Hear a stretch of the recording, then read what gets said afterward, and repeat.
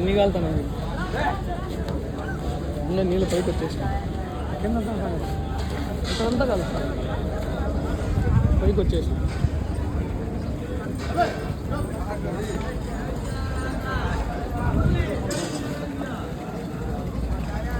ఇప్పుడు ఇంత ఫ్లో పోతా ఉంటుంది కదా, కొంతమంది సాధువులది సంతులది అయితే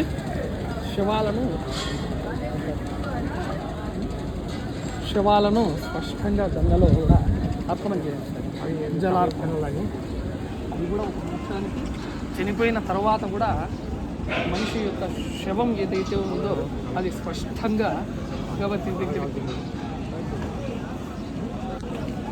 స్పష్టంగా శవము యొక్క శరీరం కూడా జీవాలకు ఉపయోగపడాలని సంతులది సాధువులది కూడా గంగలో కలిపేస్తారు. స్పష్టంగా మనిషి యొక్క తల స్పష్టంగా కనిపిస్తుంది. ఇటువైపున వెంట్రుకలు, అటువైపున పాదాలు ఉన్నాయి. ఇప్పుడే కష్టానికి నిప్పు పెట్టారు. ఇంకొక శవం అనేటువంటిది అక్కడికి వచ్చింది. శవానికి గంగమ్మ తల్లి యొక్క ఒడ్డున అద్భుతంగా స్నానకైంకర్యాలు అదేవిధంగా చేసేటువంటి ప్రక్రియలన్నీ కూడా చేస్తున్నారు. మీరు ఇటువైపుకి వచ్చి చూస్తే అద్భుతమైనటువంటి శవ దర్శనాలు అనేటువంటి స్పష్టంగా ఎన్ని కనపడుతున్నా ఒకసారి దర్శనం తీసుకోవచ్చు. అద్భుతమైనటువంటి శవ దర్శనాలన్నీ కూడా జరుగుతూ ఉన్నాయి. అద్భుతంగా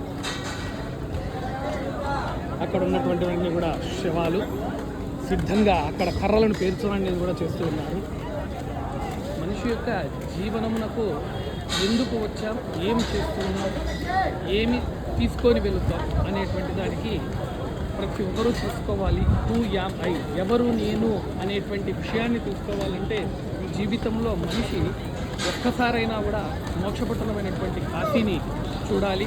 కాశీలో ముఖ్యంగా హరిశ్చంద్ర ఘాట్, మణికర్ణికా ఘాట్ యందు కొద్దిగా సమయమును గడిపితే మనం చేస్తున్నటువంటిది ఏమిటి, చేయబోయేది ఏమిటి, భవిష్యత్ కార్యాచరణ అనేటువంటిది ఏ విధంగా ఉండాలి, మనిషి జీవిత సంకల్పం ఏమిటి, భగవంతుడు మనకు 84 లక్షల జీవరాశుల యందు కూడా అద్భుతమైనటువంటి మానుష్య జన్మం అనేటువంటిది ఇవ్వడం జరిగింది.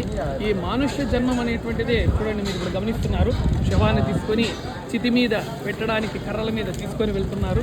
మీరు అద్భుతంగా చూడవచ్చు.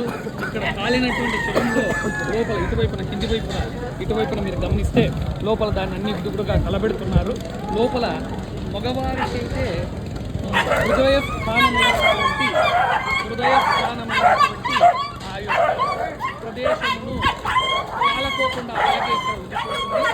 ఆడవాళ్ళకైతే నడుము యొక్క వెన్ను ప్రాంతం ఏదైతే దాని కింద ఉన్నటువంటి ఎముక కాలదు. ఈ రెండు అనేటువంటివి ఇక్కడ ప్రదేశాలలో హరిశ్చంద్ర ఘాట్లో కానీ మణికర్ణికా ఘాట్లో కానీ కాల్చినటువంటి శవాలకు ఈ రెండు వ్యవహారాలు కూడా మనిషి శరీరంలో నుండి మిగిలిపోతాయి. దీనికి మా గురువుగారు చెప్పినటువంటి తత్వం ఏమనగా, మగవాడు జీవించినంతసేపు కూడా ఎదరొమ్ము అని అంటామండి. ఈ హృదయస్థానము ముందుకు పెడుతూ హృదయస్థానము నన్ను మించినటువంటి మగవాడు లేడు, నన్ను మించినటువంటి ధైర్యవంతుడు లేడు అనేటువంటి వ్యవహారంతో రొమ్ము విరుచుకొని తిరుగుతూ ఉంటాడు. కనుక ఆ రొమ్ము ప్రాంతం ఎంత నువ్వు గర్వపడతావో, ఎంత నువ్వు మిడిసిపడతావో అది నీది కాదు అని చెప్పేందుకు తత్వమైనటువంటి యోగ సహితమైనటువంటి ప్రదేశంలో ఆ పార్ట్ అనేటువంటిది అలాగనే నిలిచిపోతుంది.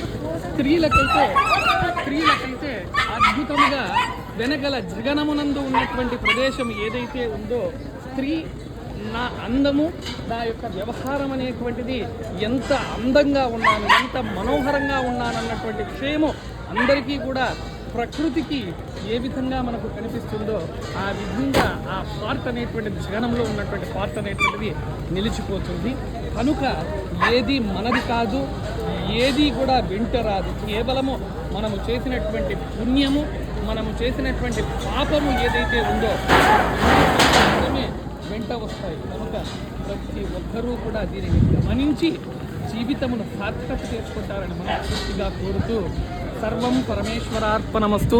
సర్వం ప్రత్యంగిరా పరమేశ్వరి వారాహి దేవతా చరణార విందార్పణమస్తు. హరి ఓం తత్సత్, హరి ఓం తత్సత్, హరి ఓం తత్సత్. అహం శ్రీ రాజశేఖరానంద శ్రీమాత్రే నమః.